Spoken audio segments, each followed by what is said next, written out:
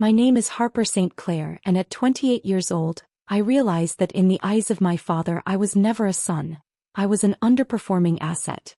It happened on a Tuesday in late October, inside the sterile mahogany-clad boardroom of Thorn Global Development on the 54th floor of the Willis Tower in Chicago.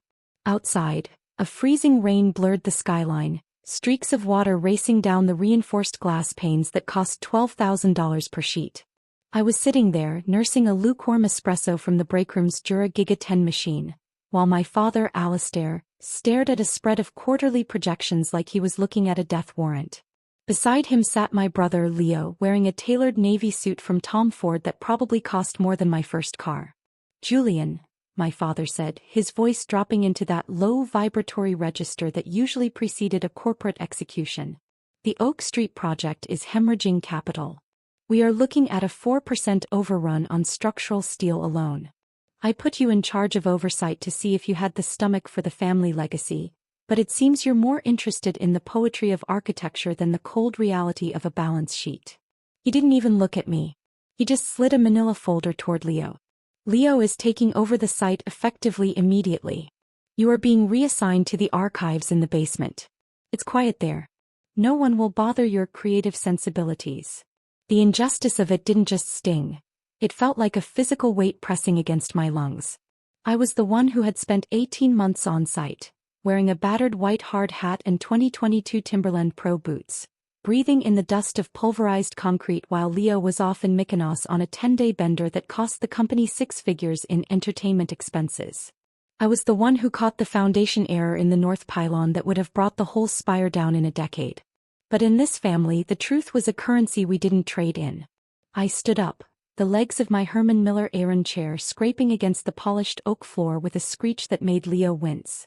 I looked at my father's hands, groomed, soft, never having held a hammer in his life, and then at my own, which bore a faint scar from a rogue rebar snap 3 weeks prior. "You're making a mistake," I said quietly. My voice didn't shake, which surprised me. Leo doesn't know the difference between a load-bearing wall and a decorative partition. If you hand him Oak Street, you aren't just losing money. You're losing the building. Leo chuckled, a dry, patronizing sound as he adjusted his platinum Rolex Submariner. "Relax, Jules. Go play with your blueprints in the dark. I'll make sure the Thorn name stays on the marquee." I walked out of that room and didn't stop until I reached the parking garage. I climbed into my 2021 Lunar Rock Toyota RAV4.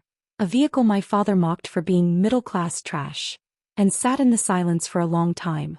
The smell of old coffee and floor mats filled the cabin.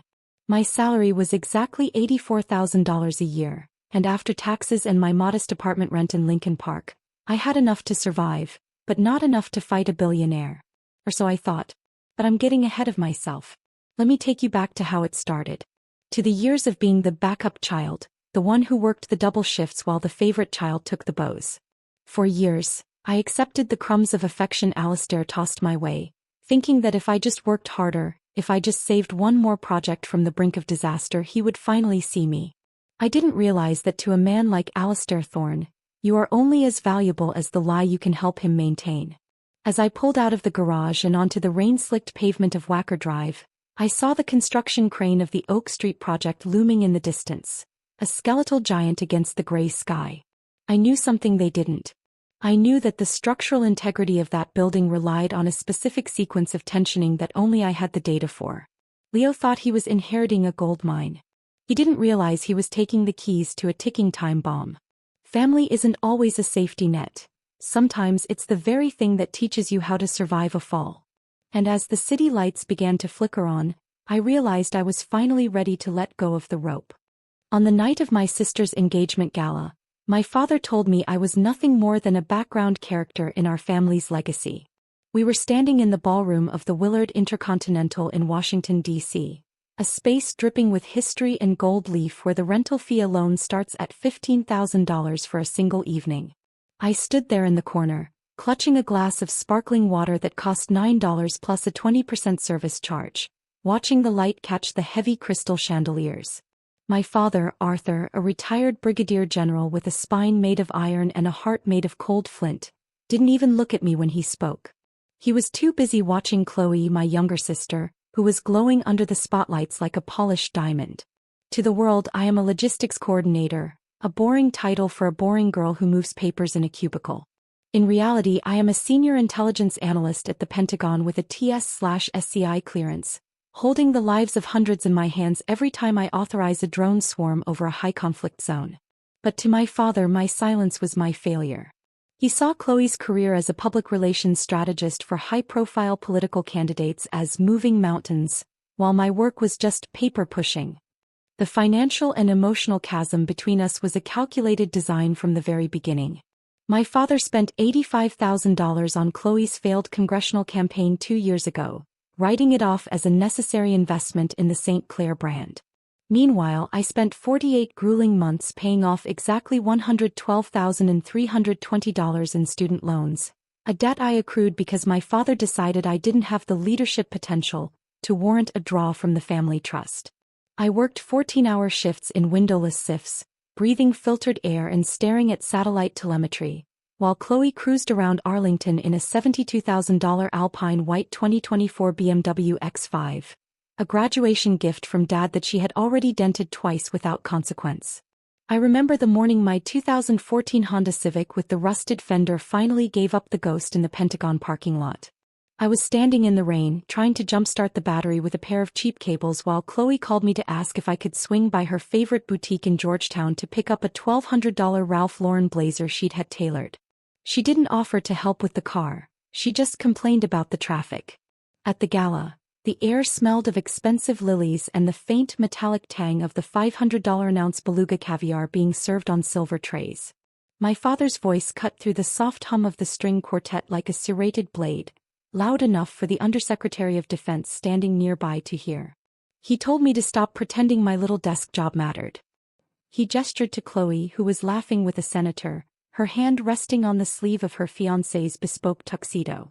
Chloe was the hero, the face of the family, the one who took the credit for every connection my father had ever fostered. I felt the sting of the public humiliation, a heat rising in my chest that had nothing to do with the humid DC air and everything to do with a lifetime of being erased. I looked at my father's polished metals pinned to his chest and then down at my own sensible $60 pumps. He had no idea that 3 nights ago, I was the one who stayed up until dawn to coordinate a rescue mission for a downed pilot in a region he wasn't even allowed to know about.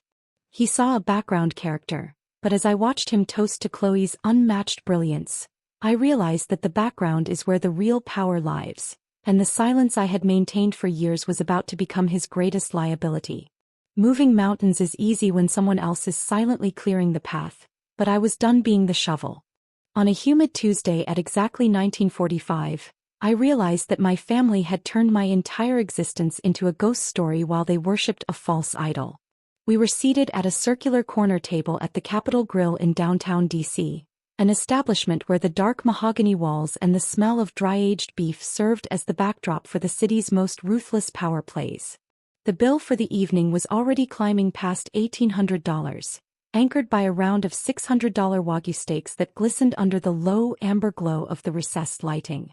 My father, Arthur, sat at the head of the table like a king on a throne, his retired brigadier general stature still commanding the room, while my sister Chloe sat to his right, draped in a $1,200 Ralph Lauren blazer that he had bought her just to brighten her mood. Between us sat a chasm wider than the Atlantic, measured in the 48 months I spent paying off $112,320 in student loans while she cruised through life in a $72,000 Alpine white 2024 BMW X5. The betrayal reached its peak when Chloe began recounting what she called the Battle of Kabul, a high-stakes military engagement that had dominated the news cycles for weeks. She leaned forward, her voice dropping into a dramatic hushed tone as she claimed she had single-handedly navigated her unit through a deadly ambush, making split-second tactical decisions that saved dozens of lives. My father beamed at her, his eyes actually welling with pride, a look he had never once directed at me in my 29 years of life.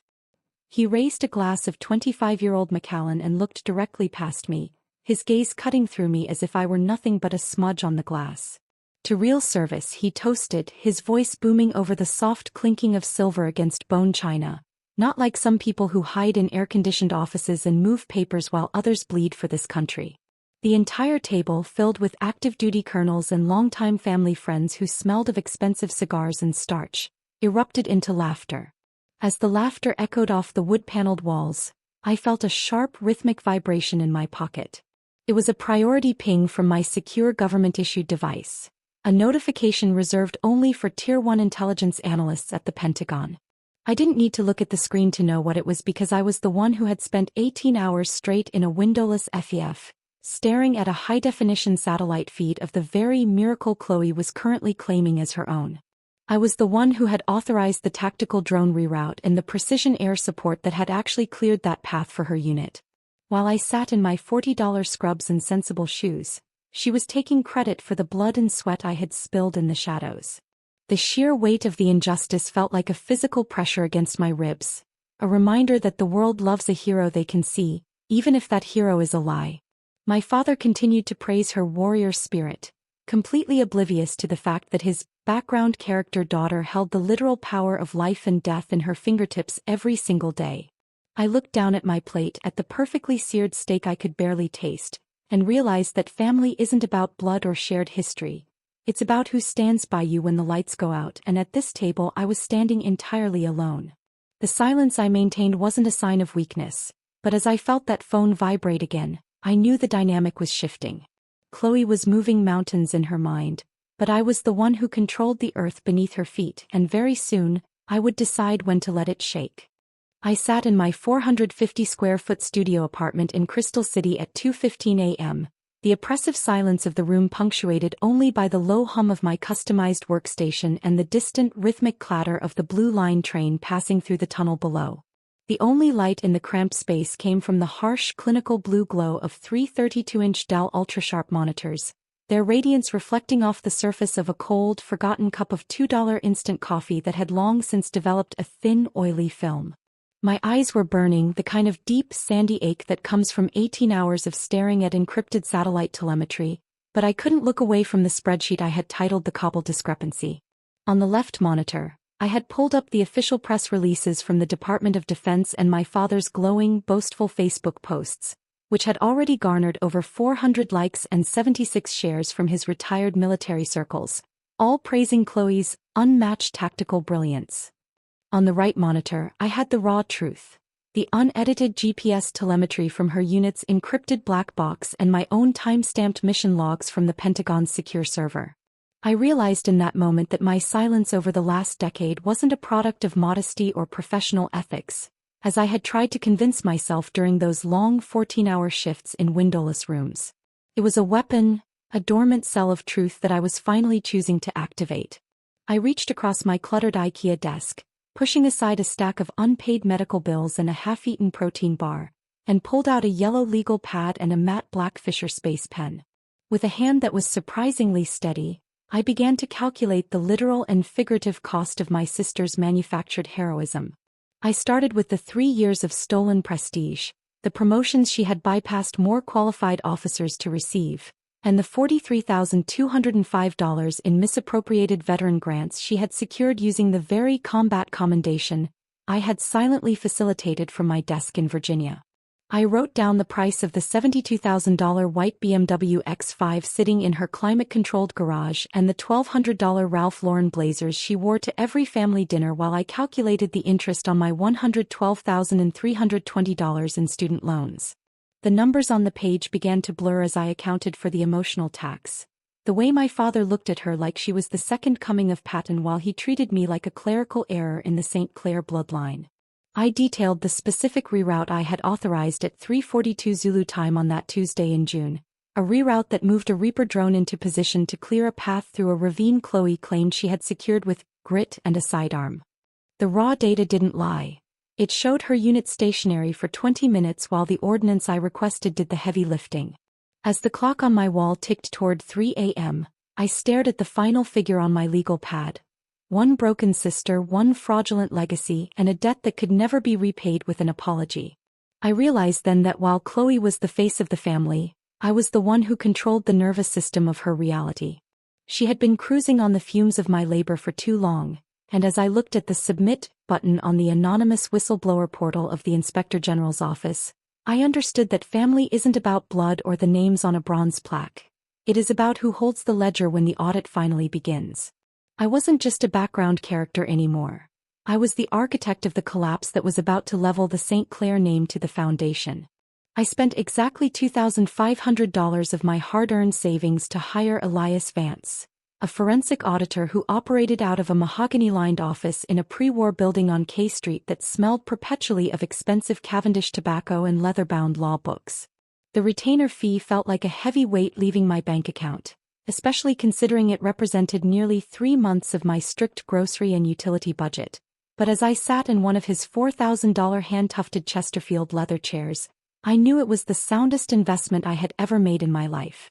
I placed the manila folder of truth on his polished obsidian desk, the heavy paper crinkling under the weight of a decade of suppressed reality and systemic familial gaslighting. Inside were the notarized copies of the mission timestamps that the world, and especially my father, was never supposed to see.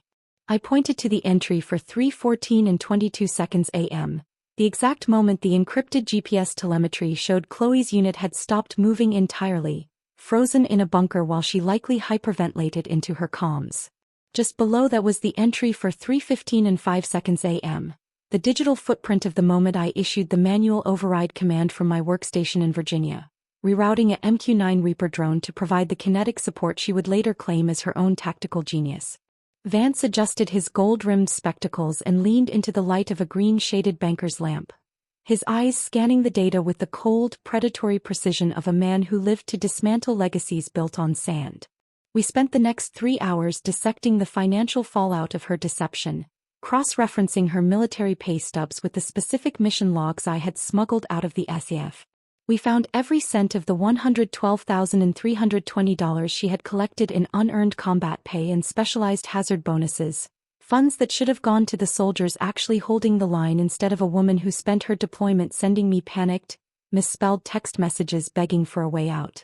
I showed him the archived messages on my secure backup drive, strings of texts where she admitted she had no idea how to read the topographical overlays I was sending her, right next to the public photos of her receiving a commendation medal for superior battlefield awareness. The contrast between the two realities was nauseating, like the smell of the cold, metallic air in the Pentagon compared to the cloying, expensive lilies at the Willard Gala. Vance noted the $43,205 in misappropriated veteran grants she had used to down payment her $72,000 Alpine white BMW X5, a car she drove with the unearned confidence of a war hero. As we worked, the only sound in the room was the ticking of a vintage Patek Philippe wall clock and the scratching of his fountain pen as he totaled the liability. My father's booming voice from the dinner at the Capitol Grill echoed in my mind, calling me a background character, but as I looked at the spreadsheet Vance was compiling, I realized that the background is where you find the blueprints for the entire structure. Chloe had built a skyscraper of lies on a foundation of my silence, and she had forgotten that I was the one who knew exactly where the structural weaknesses were located. By the time I walked out of that office and into the humid DC night, I wasn't just an analyst anymore. I was a debt collector, and the St. Clair family was about to find themselves completely bankrupt of the one thing my father valued more than money: their honor. I climbed into my dented 2014 Honda Civic, the engine groaning as it turned over, and felt a strange, cold peace wash over me. The truth wasn't just a shield. It was a demolition ball, and I had finally decided to let it swing. On the evening of the Homecoming Heroes banquet at the Ritz-Carlton in Tyson's Corner, I realized that some bridges don't just need to be burned, they need to be dismantled with the clinical precision of a demolition crew. The grand ballroom was a cathedral of manufactured valor, draped in heavy silk American flags and lit by massive crystal chandeliers that cast a shimmering golden glow over the 120 invited guests. My father, Arthur, had spared no expense for his golden daughter's coronation, signing a $20,000 catering contract that featured individual beef Wellingtons and bottles of 2012 Dom Perignon that hummed with a cold, expensive condensation. At the center of the room stood Chloe, radiating the polished aura of a saint, wrapped in a $3,500 midnight blue Alexander McQueen gown that flowed like water over her frame. She was the hero of the hour, the warrior princess of the St. Clair dynasty, preparing to ascend to a lucrative board position at a major defense contractor. A job that paid $250,000 a year for prestige she had bought with my silent labor. I arrived at exactly 2000 hours, the heavy oak doors of the ballroom groaning slightly as I pushed them open. I wasn't wearing my usual $40 scrubs or the sensible scuffed shoes of a tired analyst. Instead, I was encased in a charcoal gray boss suit that felt less like fashion and more like tactical armor. In my left hand, I gripped a heavy weighted stack of 120 high-gloss white envelopes, each one containing the architectural collapse of a decade-long lie. My heart rate sat at a steady, clinical 65 beats per minute, a biological rhythm trained through years of managing high-stakes intelligence assets under fire. I walked past the mahogany bar where a glass of 25-year-old Macallan was being poured for a retired senator, the scent of expensive tobacco and vanilla drifting through the air like a funeral shroud. My father was already at the mahogany podium, his chest puffed out with the pride of a man who believed his legacy was written in granite. He adjusted the microphone, the feedback whining briefly through the state-of-the-art Bose surround system, before he began his prepared remarks about the St. Clair spirit of sacrifice. He looked at Chloe, his eyes wet with the same pride he had shown at the Capitol Grill when he called me a background character.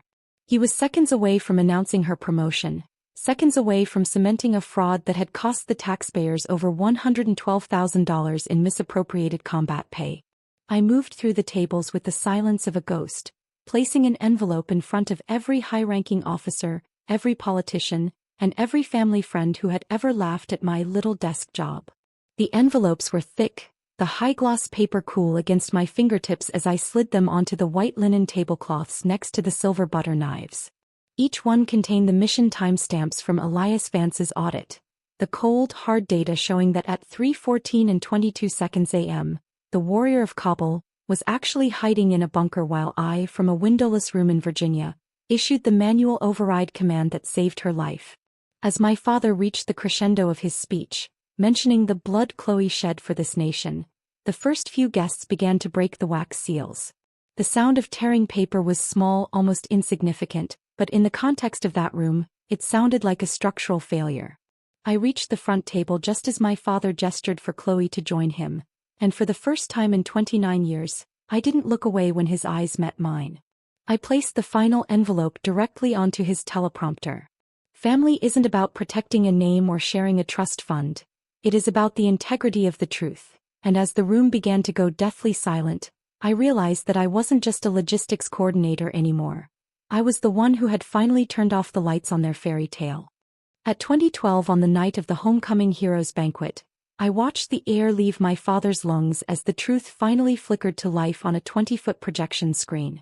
As my father uttered the words, "A daughter who defines honor," his voice cracking with a manufactured emotion that had cost him decades of practice, I didn't yell or throw a scene like the background character he believed me to be. I simply stood up from my seat at the far edge of the ballroom, smoothed the front of my charcoal gray boss suit, and walked toward the front of the room with the measured, rhythmic stride of a woman who had already seen the end of this movie. The $20,000 catering service had reached the dessert course, but the sweetness of the vanilla bean panna cotta was about to turn to ash in every mouth present.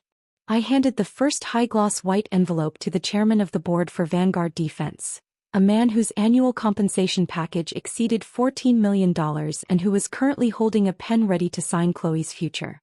Then I handed the second to the four-star general sitting in the front row, a man whose chest was a mosaic of ribbons and who valued integrity above life itself.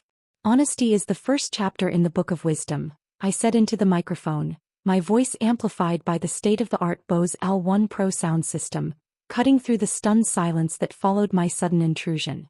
I didn't wait for permission.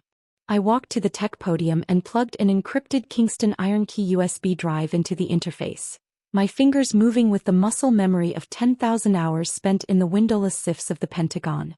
At precisely 2012, the massive 4K laser projector hummed, and the screen displayed the GPS thermal overlay of the Kabul ambush, rendered in chilling shades of neon blue and infrared white.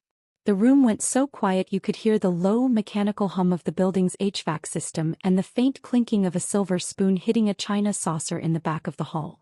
The thermal data was indisputable, showing Chloe's unit stationary behind a concrete barrier for 26 minutes while the heat signatures of the enemy were neutralized by a Reaper drone controlled by a signature ID that matched my own workstation log.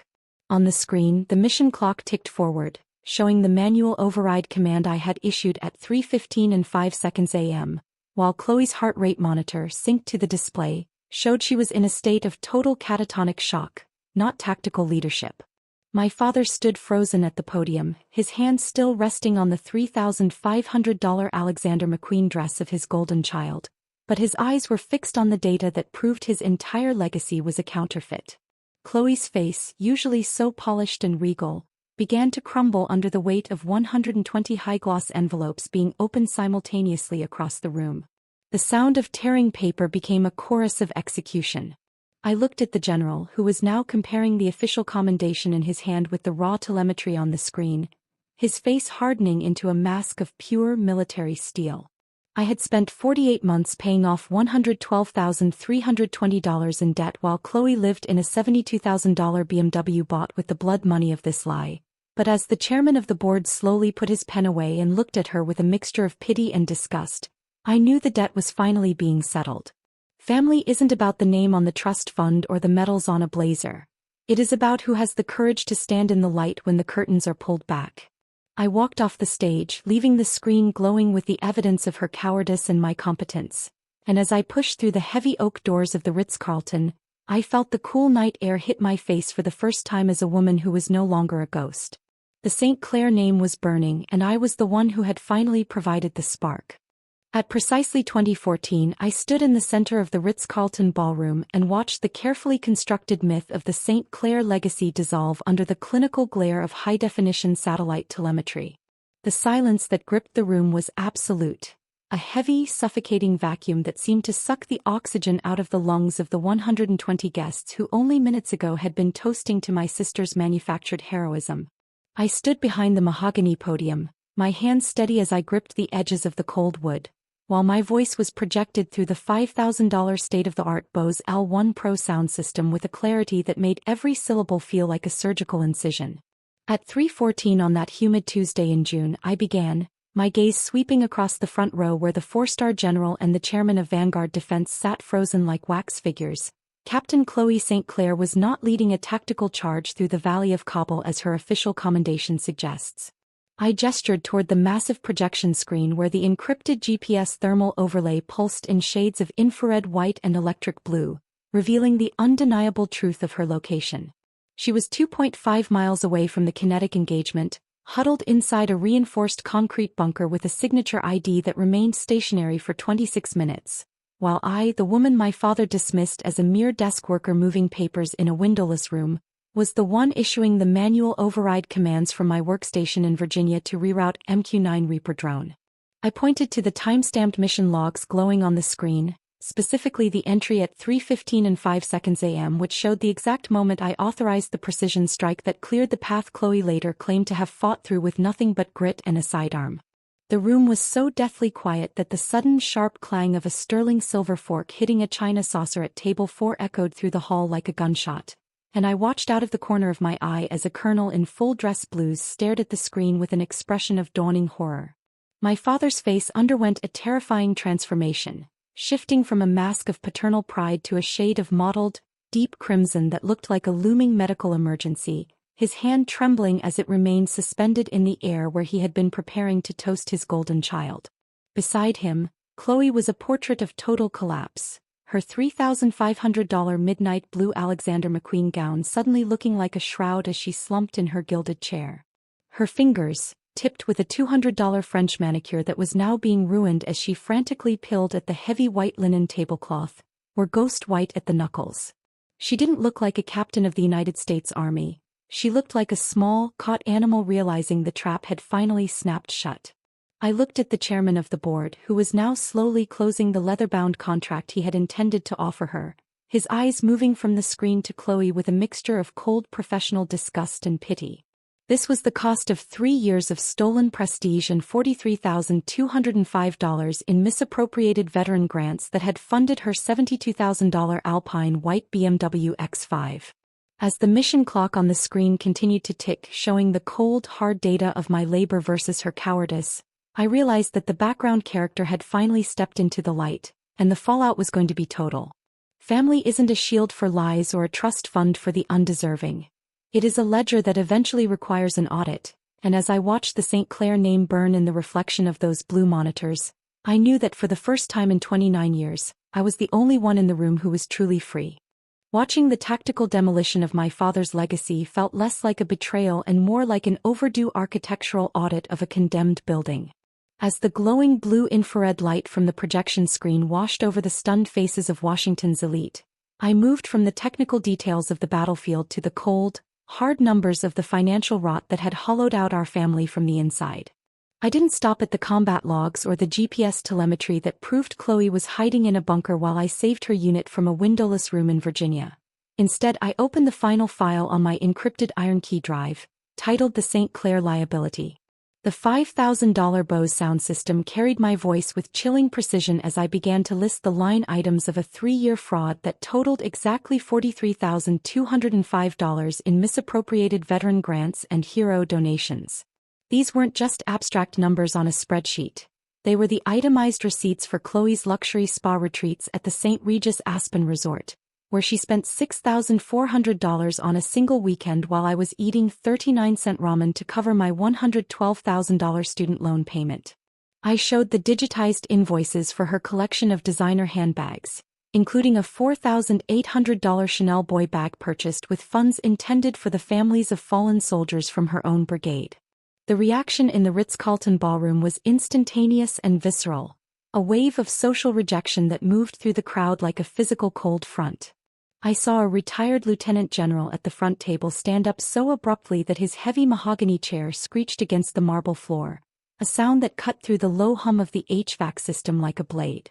One by one, the guests, men and women who had built their lives on the rigid codes of military honor and fiscal responsibility, began to stand and walk toward the exits, leaving their untouched $150 per plate beef Wellingtons to grow cold on the white linen tablecloths.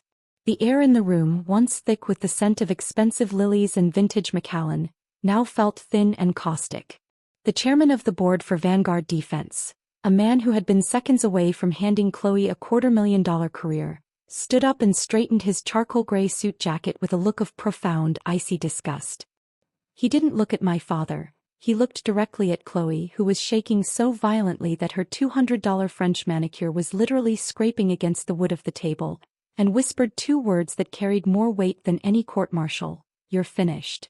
My father, the warrior king who had spent 29 years treating me like a background character, finally collapsed into his gilded chair, his spine losing the iron rigidity that had defined his entire persona. He looked like a puddle of a man, his face a terrifying shade of gray as he stared at the screen, finally realizing that he had spent his life worshipping a fraudulent idol while discarding the only child who actually carried his supposed values. He didn't reach for Chloe. He didn't even look at her as she began to sob into her $3,500 Alexander McQueen dress. He just sat there, surrounded by the wreckage of a reputation that had taken 40 years to build and 40 minutes to destroy. I watched them both from the podium, my heart rate still sitting at a steady, clinical 65 beats per minute, realizing that the background is the only place where you can see the whole picture. Family isn't a bloodline or a trust fund. It is the integrity of the truth when the lights are at their brightest. And as I walked out of that ballroom, leaving the silver and the silk behind, I knew that the only legacy worth having was the one I had built with my own 2 hands in the dark. In the 72 hours following the tactical demolition of my sister's career, I learned that the most profound silence isn't found in a windowless FEF at the Pentagon, but in the sudden violent vacuum left behind when a family's lifelong lie finally implodes. The fallout was a clinical high-velocity sequence of events that moved with the cold efficiency of the drone strikes I had spent years coordinating from my desk. Chloe, the former golden child who had once commanded rooms with the effortless grace of a $3,500 Alexander McQueen gown, was stripped of her lucrative board seat at Vanguard Defense before the last of the 120 guests had even reached the valet stand at the Ritz-Carlton. By 9 o'clock the following morning, a formal federal investigation had been opened into 4 years of systematic combat pay fraud and the misappropriation of $43,205 in veteran-specific grants. I sat in my 450-square-foot studio apartment, sipping a fresh cup of $12 artisanal roast instead of my usual $2 instant coffee, and watched the digital ripple effects of my own truth-telling. The personal collapse was just as swift as the professional execution. Declan, Chloe's fiancé, a man who had built his own reputation as a high-stakes litigation attorney on the rigid bedrock of personal integrity, didn't even wait for the morning news cycle to break. Within 72 hours of the banquet, he had completely vacated their $1.2 million luxury condo in the Wharf district of D.C., a space filled with Italian marble and floor-to-ceiling glass that overlooked the Potomac. He didn't offer a confrontation or a dramatic exit. Instead, he left only a single stark note on the white Calcutta granite kitchen counter next to his discarded spare key. The note contained no words of comfort, only a brief statement that his firm could not be associated with a verified fraud, and by that evening his $72,000 Alpine White 2024 BMW X5 was no longer parked in the building's climate-controlled garage. Chloe was left alone in a museum of stolen prestige, surrounded by $1,200 Ralph Lauren blazers and the haunting echo of a life she had built on the foundation of my invisible labor. My father, the man who once viewed my existence as a background character in his epic military dynasty, began a frantic campaign of digital desperation that only highlighted his new, diminished status. Between Wednesday and Friday, he sent exactly 14 emails to my personal account, each one more disjointed and panicked than the last, ranging from demands for a retraction to pathetic pleas for a family meeting at the Capitol Grill. He didn't realize that I had already updated my automated security protocols. Every single one of his messages was intercepted by a high-level spam filter I had programmed to recognize his specific IP address, diverted into a digital void before they could even flash across my screen. He eventually tried to force a face-to-face confrontation by driving his 2023 midnight black Chevrolet Tahoe to the Pentagon, thinking his retired brigadier general status would grant him the same kingly access he had enjoyed for decades. He was met with the cold reality of modern security. Without a current high-level TS/SCI biometric security badge, he couldn't even move past the first reinforced gate of the outer perimeter. He stood there on the hot asphalt, arguing with a 22-year-old security guard who didn't know his name and didn't care about his past rank. The man who had spent 29 years valuing people based on their title and their ability to move mountains was now utterly powerless against the daughter he had dismissed as useless. I watched him on the grainy feed of a perimeter security camera from my workstation, a small, gray-haired figure gesturing wildly at a fence that wouldn't budge. I realized then that family isn't a rank you hold or a trust fund you manage. It is the quiet, unbreakable bond of shared truth. He had worshipped a shadow and ignored the person who actually held the light, and now he was forced to live in the darkness he had created. I turned back to my 3 32-inch Dell monitors, adjusted my headset and went back to work, because the world doesn't stop turning just because a lie finally fell apart. I was no longer a ghost in my own story. I was the architect of my own peace, and for the first time in my life, the ledger was perfectly balanced. My name is Harper St. Clair, and at 29 years old, I finally realized that the only person who can define the architecture of my soul is me. After the dust settled from the tactical demolition of the St. Clair legacy, I didn't stay in the suffocating shadows of the Pentagon's inner circles or the humid, judgmental streets of downtown D.C. where every marble pillar felt like a monument to my father's ego. I took my expertise, my TS/SCI clearance, and the quiet, lethal efficiency that had once saved my sister's unit, and I stepped into a new reality as a lead tactical architect for a private global security firm. Now I earn a base salary of $185,000 a year, a figure that reflects my actual worth rather than the pocket change my father used to joke about over $600 Wagyu steaks. I moved into a 2,400-square-foot modern build in the rolling hills of Northern Virginia, a house of glass and steel with floor-to-ceiling windows that offer a panoramic, unobstructed view of the Potomac River. The mortgage is entirely in my name, a monthly commitment of $5,800 that I pay with the satisfaction of a woman who never had to beg for a draw from a family trust fund.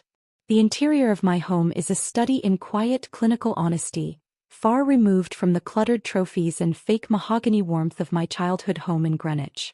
I spent exactly $12,482 on a state-of-the-art integrated home security system, featuring encrypted biometric scanners and 16 high-definition thermal cameras, Not because I am afraid, but because I want to ensure the legacy I left behind stays exactly where it belongs, in the past. There are no $3,500 Alexander McQueen dresses in my closet and no $72,000 BMWs in my garage. Instead, my 2024 charcoal gray Volvo XC90 sits parked next to my mountain bike, a vehicle that doesn't need to scream for attention to be reliable. Every morning at precisely 6 o'clock, before the sun has even managed to burn through the mist clinging to the surface of the river, I stand in my kitchen and listen to the hum of my Jura Z10 coffee machine. I hold a hand-thrown ceramic mug that cost $24 at a local gallery, feeling the warmth seep into my palms as I watch the first light of dawn hit the water. The silence of my new life is a luxury that my father Arthur and my sister Chloe will never be able to afford.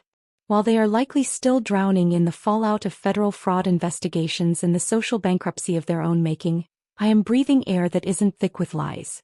I think back to that night at the Ritz-Carlton, the smell of expensive lilies and the metallic tang of betrayal, and I realize that the background character was always the only one standing on solid ground. My worth was never determined by a man who couldn't see past the medals on a uniform or a girl who mistook a white BMW for a personality. As the sun rises over the Potomac, casting long golden shadows across my hardwood floors, I understand that family isn't a bloodline you're trapped in. It's the peace you build when you finally stop trying to fix a foundation that was designed to crumble. I am Harper St. Clair. I am an architect of reality, and for the first time in my life I am exactly where I am supposed to be. The final closure of my former life arrived not with a dramatic confrontation or a tearful apology, but in the form of a cold rectangular piece of paper delivered by a courier at exactly 10:14 a.m. on a Tuesday. It was a court-ordered restitution check from Chloe for the years of loans and subsidized expenses I had quietly covered while she was busy playing the role of the family's decorated war hero. The check was drawn from a frozen secondary account at J.P. Morgan Chase, and the amount, $34,892.16, represented the calculated interest on the financial leeches she had attached to my life while I was working double shifts in a windowless SCIF at the Pentagon.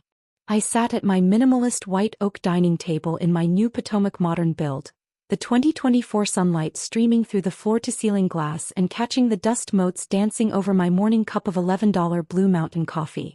I looked at the check, at the shaky, desperate signature of a woman who was currently facing a dishonorable discharge and a federal fraud indictment, and I didn't feel the surge of triumph I had expected.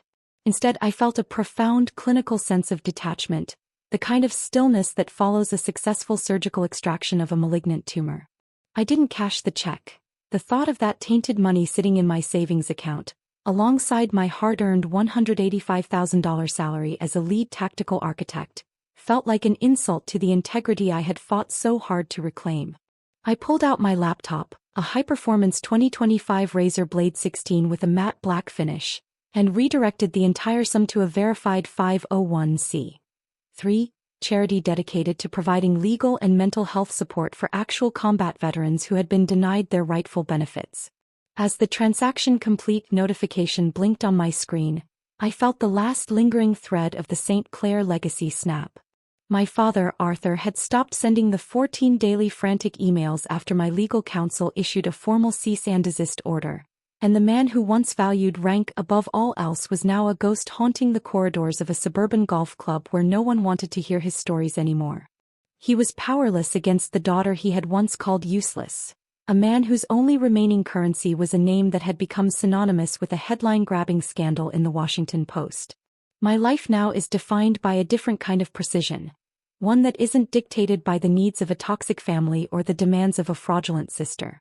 My home security system, which I had installed for $12,000, hums quietly in the background, a digital guardian ensuring that the chaos of my past remains exactly where I left it. I am no longer the invisible scholar or the background character moving papers while others take the credit for my tactical genius. I am the architect of my own reality, living in a space where the air is clean, the bills are paid with honest labor, and the only expectations I have to meet are my own. I stood up from my table, smoothed the fabric of my charcoal gray slacks, and looked out at the river, watching a pair of rowing shells cut through the gray-blue water with rhythmic, synchronized grace. Family isn't a biological sentence or a blood-stained trust fund. It is the deliberate choice of who earns a place at your table when the masks finally fall away.